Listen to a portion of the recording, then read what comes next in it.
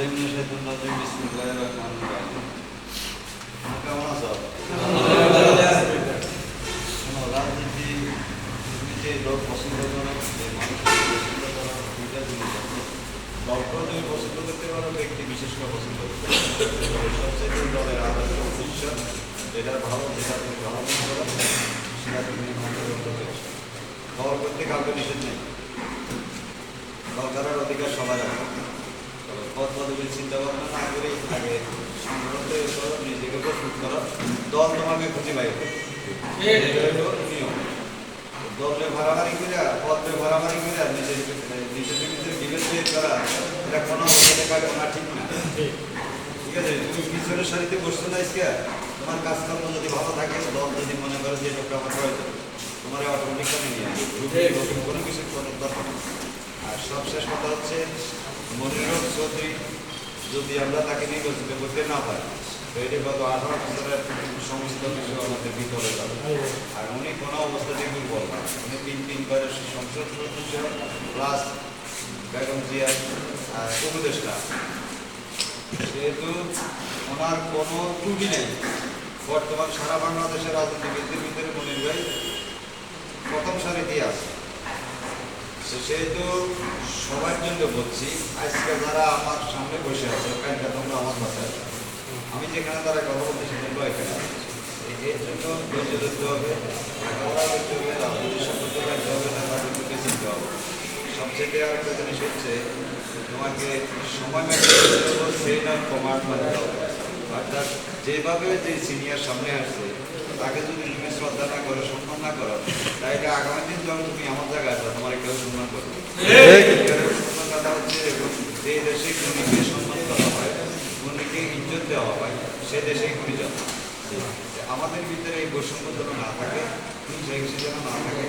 তোমরা অনেকের চিন্তা হলো, দেখা হইলে কথা বলবে, মত বিনিময় করবা, এখানে কৌশল বিনিময় করবে, হাত মিটাবে, সমস্যা নাই। এইভাবে করতে করতে একসময় পরিচয় হয়ে যাবে। পরিচয় হয়ে গেলে তোমার কাজটা হলো, আপনারাও চিনতে পারবেন যে তুমি বিএনপি সদস্য, বিএনপি করো, যুব দল হোক, ছাত্র দল হোক, যে দল হোক, ধরো, ঠিক আছে। এখানে 1 নম্বর ওয়ার্ডার 5 থাকছে না, এই ভবিষ্যতে নেতৃত্ব দেওয়ার মতো, সংগঠন তৈরি করার মতো সে মন মানসিকতা নিয়ে প্রস্তুত থাকো। কিছুদিনের ভিতরে এই রিক্সা কমিশনের লোক পাঠাবে, যেটার জন্য এই ভোটার লিস্ট হচ্ছে, ঠিক আছে। গত 18 বছর তো তোমরা অনেকে ভোট দিতে পারবে, ভোটের উপযুক্ত হয়েছে ঠিকই, ভোটার লিস্টে নামও ঢুকাইতে পারে না, ভোটও হয় নাই, ভোট দিতেও পারে একটা আখ্যাত হয়েছে না। তুমি যে একজন মানুষ, তুমি যে এই দেশের একজন নাগরিক, সেটার পরিচয় হলো ভোটার লিস্টে নাম থাকা এবং ভোট প্রয়োগ করা। এখানে বলাই আছে যে সে বাংলাদেশের সব ক্ষমতার উৎস হচ্ছে জনগণ। সেই জনগণের ক্ষমতাটা প্রয়োগ হয় একদিন, যেদিন জাতীয় নির্বাচন হবে, সেদিন তোমার ভোট প্রয়োগের মাধ্যমে তুমি জানতে পারবো যে আমি একজন নাগরিক হিসেবে আমি একজন সচেতন লোককে ভোট দিয়েছি, এই হিসেবে তুমি গর্ব করার অধিকার। আর দল ক্ষমতা আসলে নিজেকে একটু উৎপন্ন মনে হয়, ভালো চলতে পারে, ভালো কথা বলতে পারি, এটাই কারণ কিছু না। আমরা এখানে মারামারি ধান্দাবাজি করার জন্য আসি। এই গত 18 বছর আমরা কেউ কথা বলতে পারি, পিছনে গেলে অনেক কথা বলা লাগবে, জেল জরিমানা দিতে আরম্ভ করে অত্যাচার নির্যাতন, আমার মতো তোমরাও সবচেয়ে বড় কথা, খালাদা জিয়ার মতো নির্যাতন সারা বাংলাদেশে হয়। ওনার এই বয়সে উনি বিনা অপরাধে, বিনা দোষে জেলও খেটছেন এবং বাড়ি ঘর হারাইছেন, শুধুমাত্র দলকে ভালোবাসা।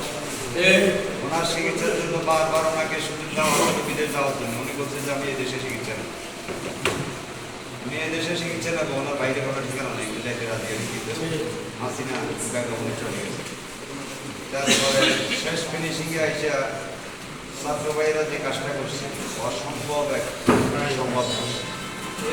বহু ছাত্রছাত্রী ভাই বোনের রক্তের বিনিময়ে আমরা এখানে বসতে পারছি। তাদের অবদান 18 বছর আমরাও আন্দোলন করছি। তার অর্থ এটা যে তারা 3 দিনে এসে আন্দোলন করে সবকিছু টাকা দিচ্ছে, সবকিছু করে ফেলছে না। গত 18 বছর বিএনপি এবং অন্যান্য অঙ্গ সংগঠনগুলি, দলগুলি যেভাবে আন্দোলন চলমান রাখছে, আর ধারাবাহিকতা আইসা তারা বাস্তবায়ন প্রথম সারিতে ছিল। ওখানে হয়তো ওইভাবে নেতৃত্বটা ছিল না, নেতৃত্ব ছিল তাদের, কিন্তু সবাই অবদান আছে। বিএনপি বড় দল বড় বা অন্যান্য দলগুলো বড়, প্রত্যেকের অবদান আছে, একমাত্র আওয়ামী লীগ চালায়। তো কথা না করে আগামী দিন দল করার জন্য, দলের সংগঠনে ঢোকার জন্য সিনিয়রকে জুনিয়রকে সম্মানের সহিত দেখার সেই মন মানসিকতা তৈরি করে ইনশাআল্লাহ তোমরা দলের দিকে আসো। আমাদের তরফ থেকে যতটুকু সহযোগিতা করার দরকার ততটুকু করব। আমাদের এখানে দল ক্ষমতায় আসলে কিছু বাড়তি সুবিধা আছে, যারা চাকরি বাকরি করার ইচ্ছা আছে ওইরকম লেখাপড়া থাকবে সেই সুযোগটাও পাবা। দলের এই সুযোগ সুবিধাগুলো তোমাকে ভোগ করতে হবে, ভোগ করার সুবিধা থাকবে। আর যদি দল ক্ষমতা না থাকে কোনো সুবিধা পাওয়ার কোনো সুযোগ নেই।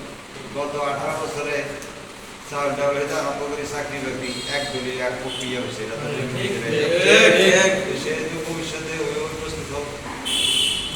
যেমন এখন বিদেশে আমি যদি বিদেশ যাই, বিদেশ গেলে আমি ব্যবহার হিসেবে বিদেশ, তো ব্যবহার হিসেবে বিদেশ যাওয়া মানে দেশের মতোই ওখানে মজুরি খাটতে হবে, একটু লড়াচড়া করে একটু বসা, প্র্যাকটিক্যাল কিছু বিদেশ গেলে তোমার দাম আছে। ঠিক আছে, তো যাই হোক, আল্লাহ করা বাড়াবো না। ভবিষ্যতে রাজনীতি করার জন্য, মনিবের হাতকে শক্তিশালী করার জন্য এবং মনিবের নির্বাচন আসলে নির্বাচনে সম্পূর্ণরূপে দায় দায়িত্ব পালন করার জন্য, সহযোগিতা করার জন্য, ভোট কালেকশনের জন্য এমন কোনো ঘটনা ঘটে না যে জায়গাজাটি বাধে দিয়ে মনিবের আরো দুটো ভোট নষ্ট করছে। ভাই আমি খারাপ হইতে পারি, কিন্তু আমার জন্য মনিবের জন্য আরো 10টা ভোট নষ্ট করছে। তুমি ভোট দাও বা না চুপ থাকো, তারা 3 জনের সাথে জায়গা বাধে দিয়া যে মনিবের ভোটটা নষ্ট করে। মনিবের যথেষ্ট পরিমাণ ভোট আছে, শুধু সহযোগিতার দরকার, ভোট প্রয়োগের দরকার। তবে আগামী সিচুয়েশনে যে ভোটের পরিস্থিতি আসতেছে, আমার বিশ্বাস আর কি এখন পর্যন্ত যতটুকু আমি কাগজ কলম দেখছি, ভোট তোমার ভোট তুমি দিতে পারবে নিশ্চিন্তে থাকো এবং নিরাপদে ভোট দিয়ে বাসায় আসতে পারবে। এই সিচুয়েশন হয়ে যাচ্ছে, আগের মতো ভোট আগের রাত্রে হবে না, আগের দিনে ভোট ইয়ার আগের দিন হবে না, এই সিচুয়েশন থাকবে। তো সবাইকে ভালো থাকো এবং সুস্থ থাকো, এই কামনা করে আজকের মতো এখানে শেষ করছি।